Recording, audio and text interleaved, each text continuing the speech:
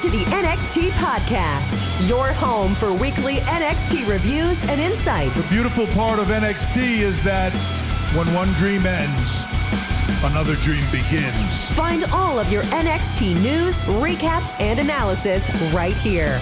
So with that being said, we only have one question for you. Are you ready?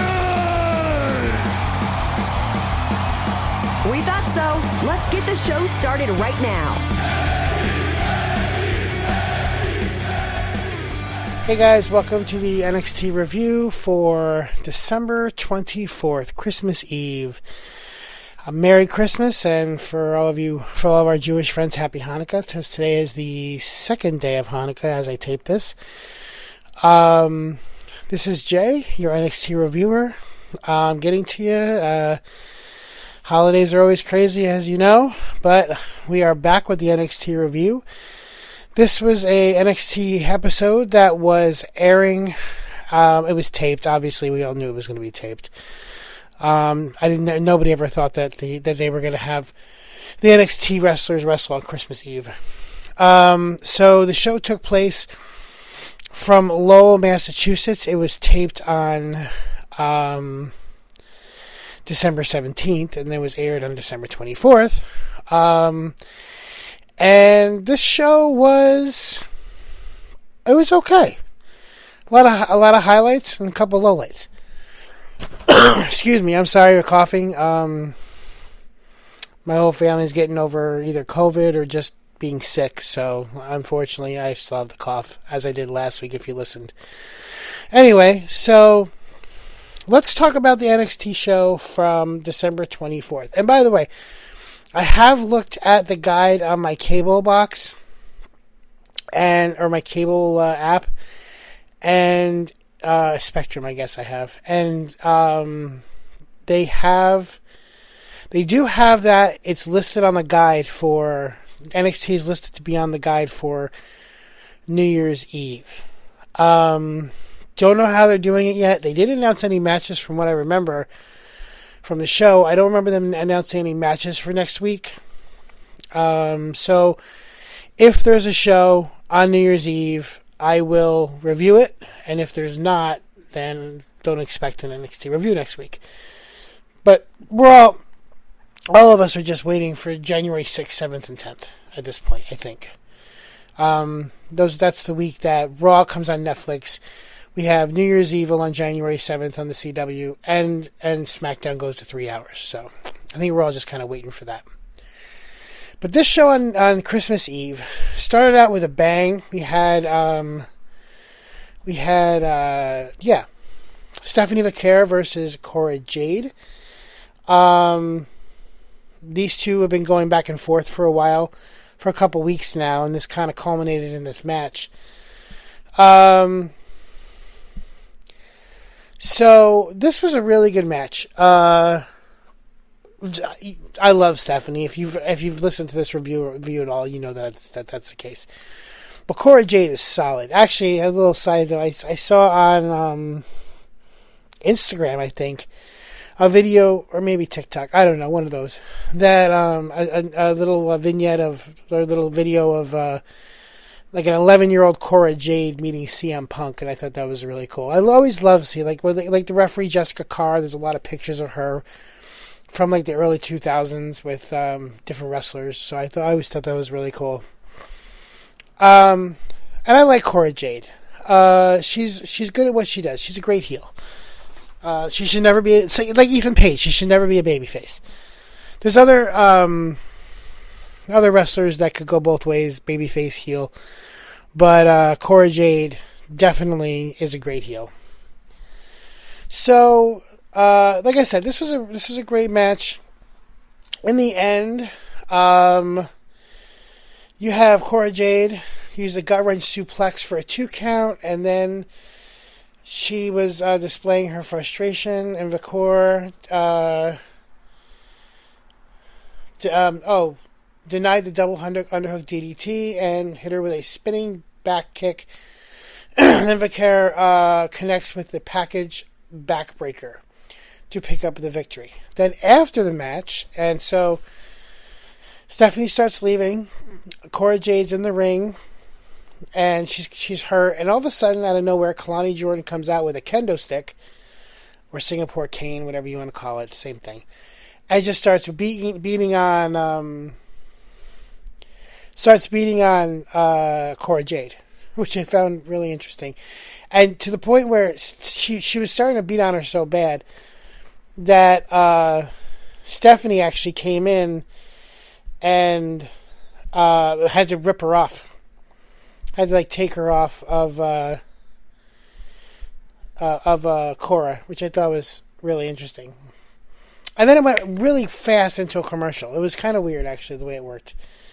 But anyway, so the winner of the match was Stephanie Vaquer. Of course, I mean, of the two, she definitely is. She's definitely a of the better wrestler of the two, clearly.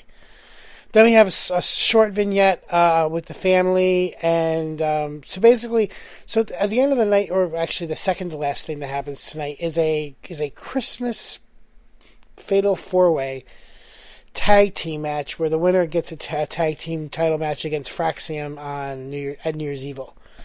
So the first vignette we had, so each tag team throughout the night got a chance to talk about how they're going to kick the other one's butt. So first we had the family come out. 4 of them come out, and Stax told this really funny story about his mom, basically beating the crap out of somebody playing Santa that was stealing their presents. I thought it was really funny, actually. So, Mama Lorenzo kicking butt. Anyway, so that was that. It was pretty uneventful otherwise. The second match we have is Charlie Dempsey with Ren Sinclair in his corner against Lexis King and William Regal in his corner. And earlier in the night, right before this actually, William Regal came and offered to be in Lexis's corner, and Lexis said that would be great. And William Regal showed the brass knucks again. So this was kind of an interesting finish. So we got the match between Charlie Dempsey with Ren Sinclair in his corner versus Lexis King with William Regal in his corner for the NXT Heritage Cup Championship. At the end of the match, so they have commercials in the middle of the Heritage Cup match, which is weird because we actually lost an entire round. There's only 6 rounds as it is. We actually lost an entire round during a commercial break. So. And I don't watch NXT live. I don't know, they may have had a picture-in-picture, but I didn't see it. I watched it on demand on Spectrum. In the past, I watched it on NXT, the NXT app. Both don't show the picture-in-picture, so we didn't really get to see anything. So interestingly, though, it was 0-0 going into the final round that they fought in. I think it was round 4 or 5. And let me just double check here. Fourth round. And yeah, round 3 was a commercial round. So you really couldn't see anything. So in the final round, the 4th round actually, both guys are knocked down after a double headbutt. The referee tells Sinclair to get out of the ring because she came in to check on Charlie Dempsey. King refuses. So then William Regal offers the brass knucks to Lexis King, who refuses them. And then Regal punches King in the head and knocks him out with a punch with no brass knucks. Meanwhile, the brass knucks slide across the ring in front of Charlie Dempsey. Charlie Dempsey picks up the knucks, puts them on. Like, he didn't just pick them up in his hand. Like, he actually picked them up in the way you would hold brass knucks to use them. The referee sees it, which, let me tell you, this was weird. The referee was watching the entire thing. I don't know if he saw the brass knucks slide by, but I know that he saw Charlie Dempsey and what he was doing. And so Charlie Dempsey has the knucks. He sees Lexis King, the referee sees Lexis King unconscious on the ground from one punch to the head. It's bad. It was bad. And he disqualifies Charlie Dempsey, thinking that he used the brass knucks to knock out Lexis King, which he didn't, obviously. And because of Heritage Cup rules and gentlemen's rules, it was a disqualification, and Lexis King won the title, which was weird.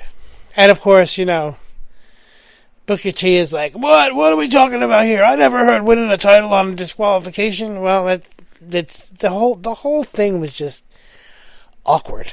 It was just awkward. Anyway, at this time, as of this recording, Lexis King is the Heritage Cup champion. So there you go. Then we have the tag team vignette with OTM, basically telling everybody that they're going to kick the other person's butt.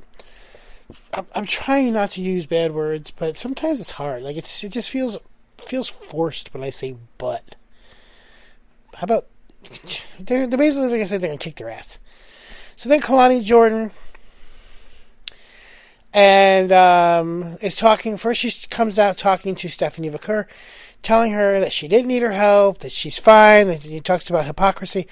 Meanwhile, Stephanie Vaquer says nothing. And I don't know if everybody knows this, but Stephanie Vaquer only basically just speaks Spanish. She's like very, very small amount of English. And Kalani Jordan is just yipping in her face, and Stephanie is just like not responding.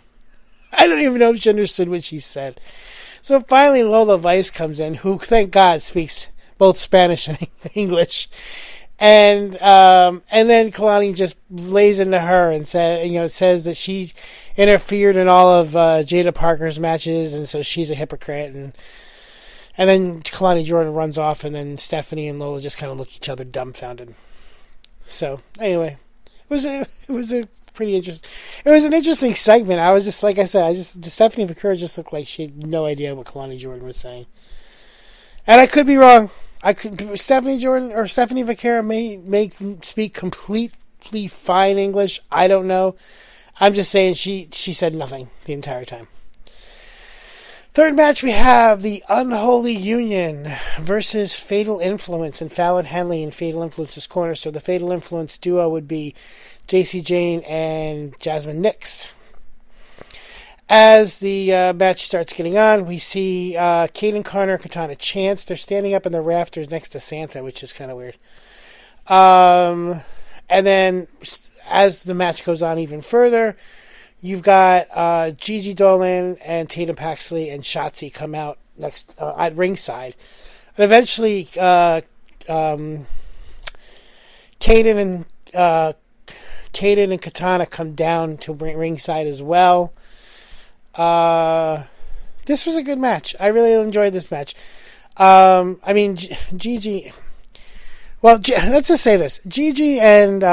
not Gigi, sorry. Unholy Union, Alba Fire and Isla Dawn, end up winning the match via pinfall. There's a lot of gawking around, like there's a lot of people looking around on the outside, but nobody actually does anything during the match. Well, to the match itself. And then, and at the end, Fire and Dawn actually win the match. Let's see. Ooh. I don't have my glasses on, so I had to make the font very, very big, so it takes forever to get down to the end.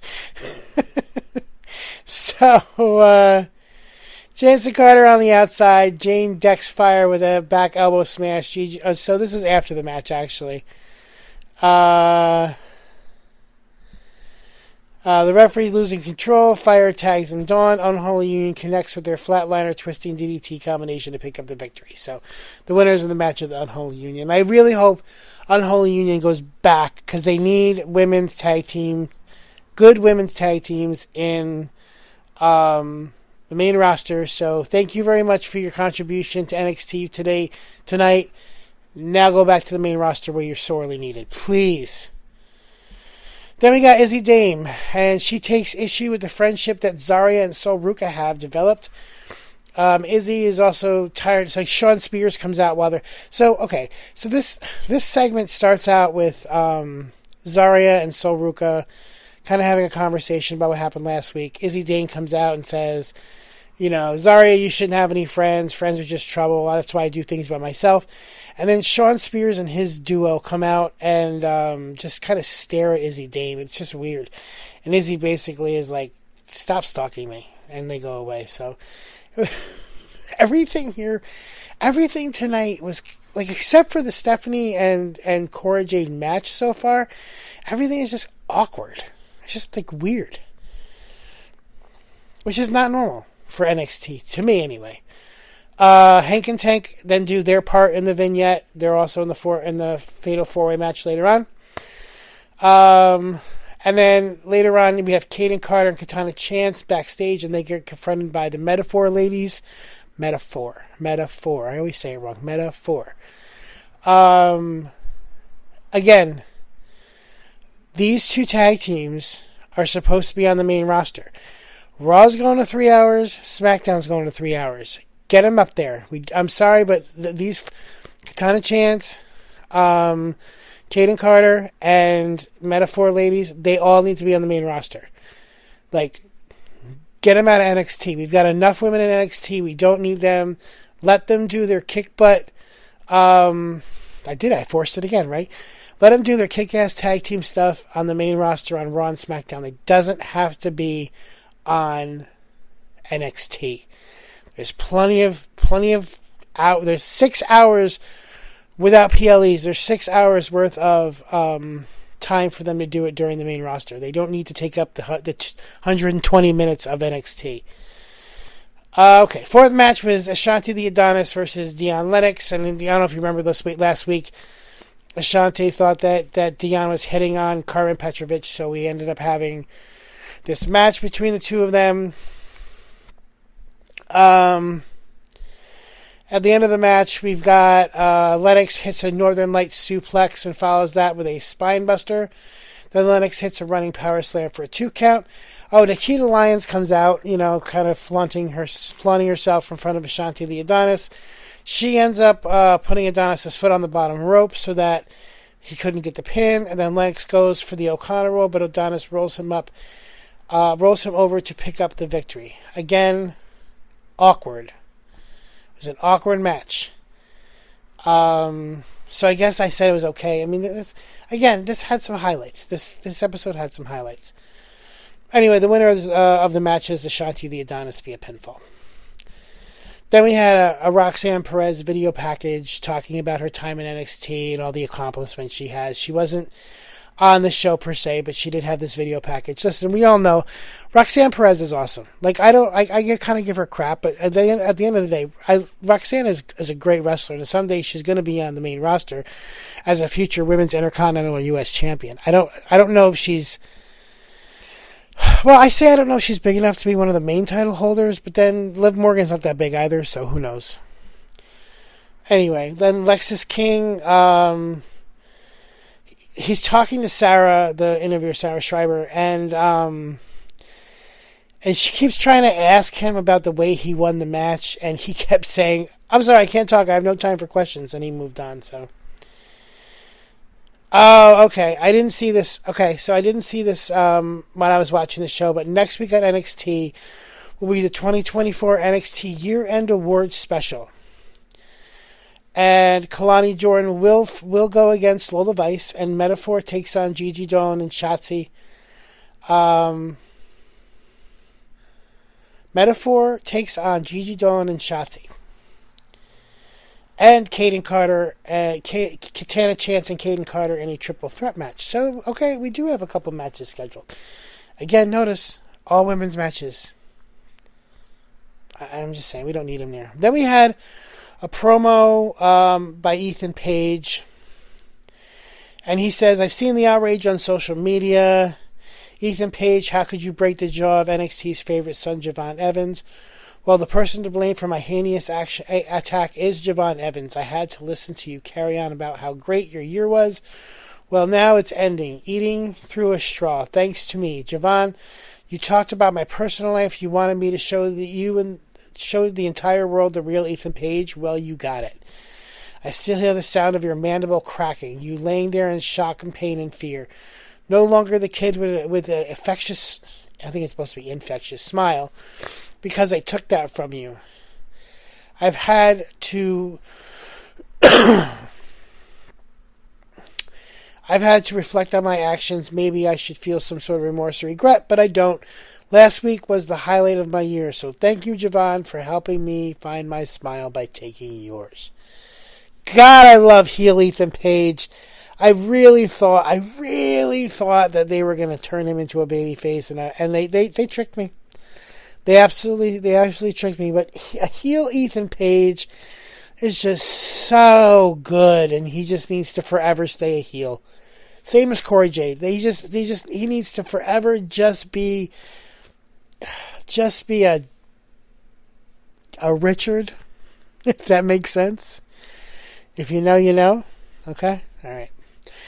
Well, fifth match we have is OTM versus Lorenzo and Crucifino and the Family versus No Quarter Catch Crew versus Hank and Tank in the Christmas Chaos Fatal 4-Way number 1 Contenders match. Excuse me. I'm not gonna lie, I was getting tired during this match, and I did fall asleep during part of it. But the time that I saw, the part of the match that I saw, it was a train wreck. This match was an absolute train wreck, and I have to tell you, I like Fatal 4-Way matches. I like Fatal 4-Way matches. I like triple threat matches and how they could be no DQ, and sometimes they do it, sometimes they don't. But this match, especially towards the end when I actually woke up, and I'm not saying I fell asleep because it was boring. It was a long day. It was Christmas Day, and I got home to try to watch it before I went to bed. But the parts that I did see of this match, it was a train wreck. I don't know if it was... I think part of it was the smallness of the venue. Like, it felt very confined with all of the bodies flying around. And all the bodies flying around. And the weapons that were being used. Anyway, it could have been more entertaining. Honestly, I think it could have been more entertaining in the Performance Center. That's just my own personal opinion. At the end of the match, basically, the winner of the match was OTM. And at the end, Santa Claus comes out, and Tony D'Angelo standing there with the North American title, and Santa Claus turns around. Excuse me again. Gives Tony D'Angelo a Redeemer DDT, and of course, then we realize it is Ridge Holland who knocks out Tony D'Angelo. OTM plants Lorenzo with double spinebuster to pick up the victory. So OTM is the number 1 contender and will be going against Fraxium at New Year's Eve on January 7th. The last thing that we had, again, this is awkward. I don't even know how else to say it. I know that awkward seems to be the word of the night. You've got Trick Williams and Obafemi. It's kind of the last time they're really going to get... As far as I know, maybe next week they'll meet again to talk. I don't know. Like I said, next week's show I'm not 100% certain of. I mean, I know they're having it, but I don't know how it's going to take. So you have Trick Williams and Obafemi talking about... Obafemi basically says, I don't care what happened last week with who pinned who. All I care about is I get my title shot against you at New Year's Eve. Then Eddie Thorpe comes out and basically talks himself into... Well, let's go through. So Trick says, hey, let's talk about it. Last week, y'all saw what happened. Oba says, no, we're done talking about last week. Now we look into the future. And then Eddie says, Oba, cut my music. Oba, you may not care about last week, but I do. So you're going to deal with this too. I didn't get pinned last week. My foot was under the rope and the referee raised my hand. Trick, you didn't beat me last week. You escaped. And you should be ashamed to call yourself champion. And then Trick says, Eddie, you should shut the hell up because quote, by the way, because we all know I should have beaten you clean. Matter of fact, the idea of you beating me, being on my level, that just sounds crazy. And Obafemi says, no, Trick, you are the champion right now. Is that correct? And Trick says, yes, I am the champion. So Obafemi says, it's only going to remain that way for 2 more weeks until New Year's Evil. Then Eddie says, Oba, you won the Irish Survivor Challenge, but Trick and I have something to settle, so your title match is going to have to wait. No. No, it doesn't. No, it doesn't. Oba Femi says, wait. Did you say wait? I'm done waiting because 2 weeks ago you came out here and said I screwed you out of the Iron Survivor Challenge, and you put that on your people. Your people. All just to get a title opportunity, and you lied. Trick Williams says, both of y'all need to shut up. I'm tired of you talking about the past, and I'm tired of you talking about the future. Let's talk about right now. Right now, Eddie, you and me, we have a problem. Right now, Oba, you and me, we have a date for New Year's Evil. Am I correct? So this is how we're going to do it. We're going to make it a triple threat match. I'm going to be putting the title on the line, and before anybody gets carried away, yes, Trick Willie knows that I don't need to be pinned in order to lose this title. But I also know once I beat the both of you, I'm going to shut up all the hate. Excuse me. I'm going to shut up all the doubters and prove to everybody how to whip that trick. And Obafemi says, wait, no. You're slick. I see what you're doing. You're very slick. You might even be the slickest man in the whole WWE today because I see what you did here. You know you can't beat me one-on-one, so you added Eddie to make it a triple threat match. So you can pin him and escape with the title. Be quiet. You couldn't beat him one-on-one. And now with me in the equation, your chances are literally zero. And Ava comes out and says, okay. That's enough math for now, and before this goes any further, Trick, if that's the match you want, then I am more than happy to sign off on it. Trick says, set it up, Ava. This is what we all want. It's not what we all want, and I'll get into that in a second. All right, in 2 weeks in Los Angeles, the New Year's Evil will be Oma Femi versus Eddie Thorpe versus Trick Williams for the NXT Championship in a triple threat match. And then a brawl ensues in the ring, and Femi drops Thorpe and Williams with a running double back elbow. Femi with 2 running uppercuts, and Femi drops Williams with the fall from Grace. And Femi goes for another fall from Grace, but Thorpe slithers out of the ring, and Femi poses with the NXT Championship as the show goes off the air. So here's my thing. BS.